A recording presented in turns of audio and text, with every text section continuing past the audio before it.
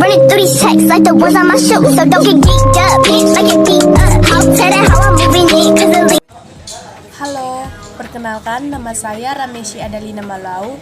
Saya mahasiswa semester 1 dari Prodi Pendidikan Sejarah. Di sini saya akan menjelaskan sumber sejarah.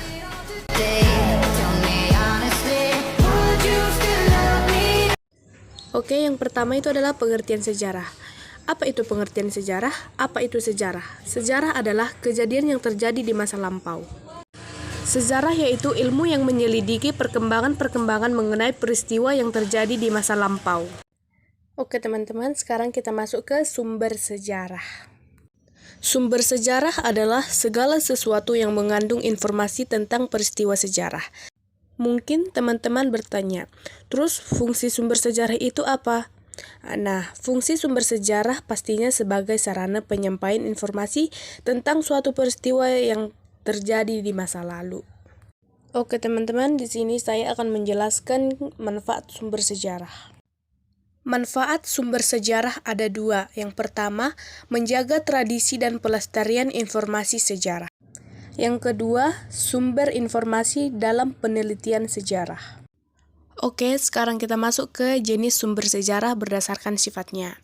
Berdasarkan sifatnya, sumber sejarah dibedakan menjadi dua bagian, yaitu sumber primer dan sumber sekunder. Bedanya apa saja? Simak selanjutnya. Oke, yang pertama, sumber primer.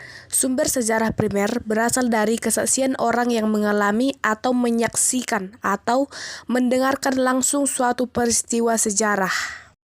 Sementara itu, sumber sekunder dihasilkan dari penafsiran dan pemahaman orang lain yang bukan pelaku atau saksi dalam sejarah. Orang tersebut tidak mengalami secara langsung peristiwa sejarah, tetapi dia mendengar dari cerita ke cerita orang. Sumber primer dan sumber sekunder ini memiliki kelebihan dan kekurangan. Kelebihan sumber primer bersifat asli karena berasal dari pelaku. Kekurangan sumber primer ini adalah ketersediaan sumber relatif terbatas, akses sumber sulit, ingatan pelaku atau si pendengar mulai berkurang. Selanjutnya, kelebihan sumber sekunder. Kelebihan sumber sekunder ini relatif mudah untuk didapatkan.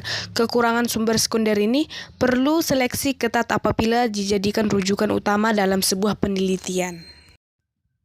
Selanjutnya, kita akan masuk ke jenis sumber sejarah berdasarkan bentuknya. Jenis bentuk sumber sejarah ada banyak. Ada sumber tulisan, sumber lisan, sumber benda, sumber audiovisual. Kita bahas satu persatu ya. Yang pertama itu ada sumber tulisan. Sumber sejarah tulisan adalah sumber yang memberikan informasi sejarah melalui tulisan. Tulisan ini bisa ada di berbagai tempat, seperti prasasti, arsip, naskah kuno, surat kabar, dan buku. Selanjutnya ada sumber lisan. Sumber lisan adalah sumber yang disampaikan secara lisan oleh orang yang menyaksikan, mendengar, atau mengalami secara langsung suatu peristiwa sejarah. Contoh sumber lisan, keterangan dari pelaku atau saksi sejarah. Oke, yang ketiga itu ada sumber benda. Sumber benda adalah sumber yang diperoleh dari benda-benda peninggalan. Contohnya artefak, fosil, atau sisa-sisa bangunan. Yang keempat, sumber visual, audio, dan audiovisual. Sumber visual, audio, dan audiovisual itu berbeda-beda ya guys. Mari kita bahas satu-satu. Yang pertama, sumber visual.